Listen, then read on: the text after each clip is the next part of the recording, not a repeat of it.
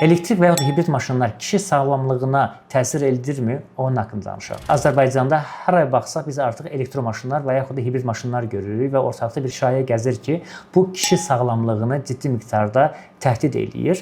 Əslində bununla əlaqəli hər hansı bir ciddi araşdırma yoxdur. Sadəcə bunu bilmək lazımdır ki, bu maşınlarda istifadə olunan elektromaqnetik sahələr tezliyi çox azdır. Yəni bizim telefonumuzda, evdəki Wi-Fi-da və yaxud da mikrovolnovkada, mikroqızdırıcıda olan elektromaqnetik sahələr bizim sağlığımızı daha çox təhdid edir. Əgər elə bir şey olsaydı zaten telefonların, Wi-Fi-ların həyatımıza girməsi ilə bəylərdə ciddi miqdarda kişi sonsuzluğu və yaxud da cinsi zəiflik yaranardı. Əslində siz bu şayiələrə inanmayın. Bizim Ağdamla Qəqaşın öz dörd gözünü satmaq üçün uydurduğu bir bəhanədir. Yəni nə elektromobillər, nə yaxud da hibrid maşınlar bizdə bəylərdə kişi sonsuzluğuna və yaxud da cinsi zəifliyə səbəb olmur.